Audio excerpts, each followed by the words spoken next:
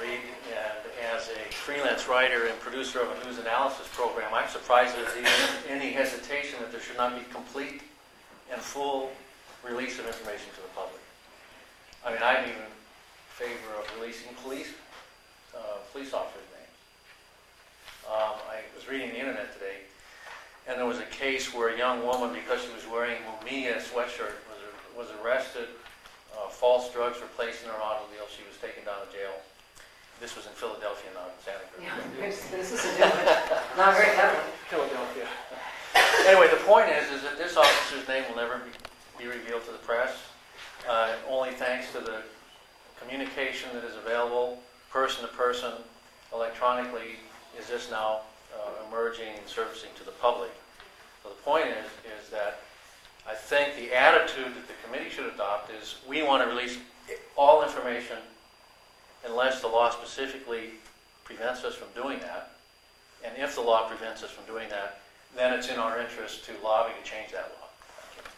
Thank you. 95, there were 4 new complaints. There are 3 now ready for review. The board is aware of 2 of them, IA 95-032 and 037, and that review date has already been set for Wednesday. Today I received notification yesterday. Time flies. Today I received notification that 039 is ready for review, and that needs to be done then by February 8th. And so by my counting, that's where that telephone conferencing comes into this.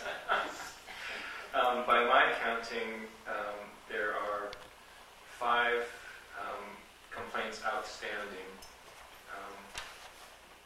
in some phase of the investigation process. One of them, 046, is an FYI only, I believe, because it was a telephone complaint and the complaint form was sent to the complainant, but it was never returned. So they are going ahead with the investigation as far as I understand, but there's been no complaint form filed. So by my counting, it leaves 041, 45, 47, 48 that will eventually be coming our way.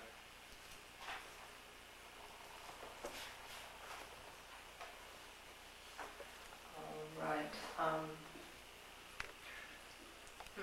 Having 39 with the due date of February 8th, the reason we all looked a little worried about that is that the board, as everyone knows, is down one member. Noelle Trepanier had to resign. It just took too much of her time. And Phyllis is going to be gone until February 8th. So that will leave, will leave 5 people. 5 people. And you're not going to be there. I'm not going to be there then. Okay, so that will leave a bare quorum to decide that one complaint. And we'll hope we don't have any conflicts. Can we possibly add it to our Wednesday agenda? No, it's because we have to give 72-hour notice, so it's too late for that. Unless you deem it an emergency. I don't think you can deem it an emergency when you have a quorum that can do it. If we didn't have a quorum to decide it, maybe. I don't know, maybe I'll be home in the morning of the 8th. So you could possibly read it if Yeah. we scheduled it for the 8th. Has to be decided by the 8th. Yes. Or- On the 8th, I guess. Okay. Anything else, Gary? No, that's it. Okay.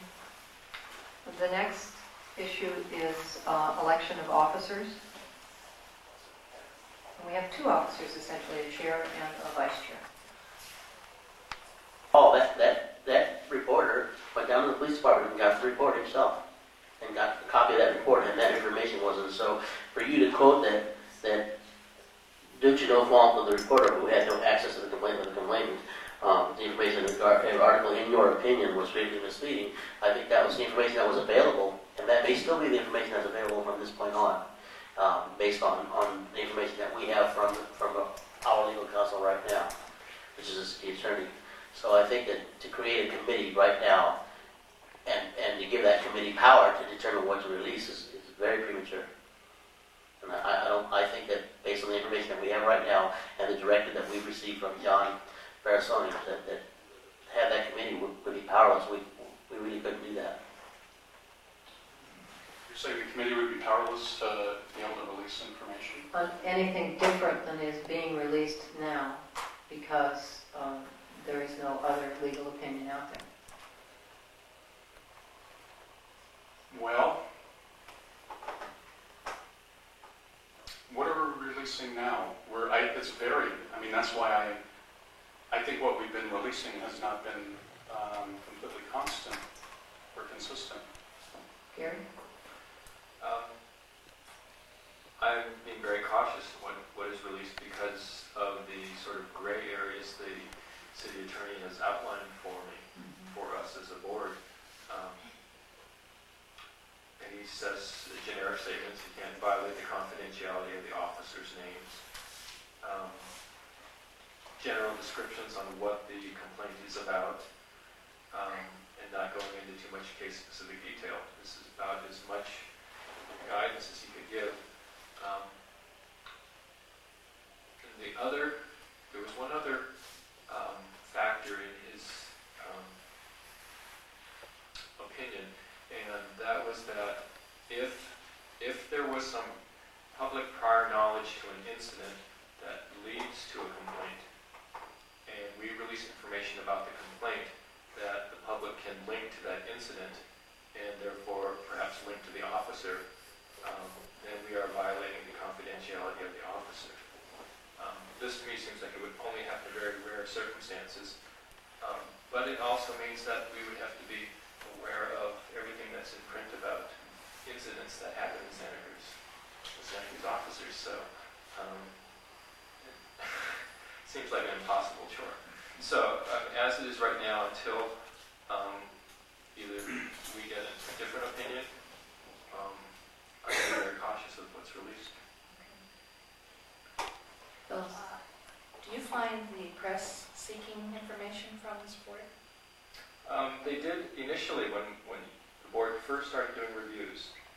They were very interested in what was happening. I haven't talked to a member of the press for 2 months. Do you think there would ever be an occasion when the board might want to do a press release? I mean, and would we handle that, or is that something that we would, depending on the case? Or are we just looking at the media to come to us to find out what we're doing? We've let them know that they get agendas that say when we're meeting and what, they at least get the case number of what we're deciding. They know that we issue written decisions and they know where to get them. So that's what we do. Oh, sorry. I also think that in lieu of the fact that we now, as of January 1st, as a new law, provide officers the right to sue, and in the case of false accusations or complaints being filed, or inaccurate complaints being filed against them. And I think that if we're not careful as to what information we release, we may violate that the sanctity of that particular law also. And that's something that we would really necessarily need to run past our attorney. Because I think if we released information and then a lawsuit was filed based on the information we released, or we released information and a lawsuit was filed during the same interim, we might find ourselves in a legal conflict that isn't necessary for us. I honestly don't think that's a realistic fear, but I don't think so. for the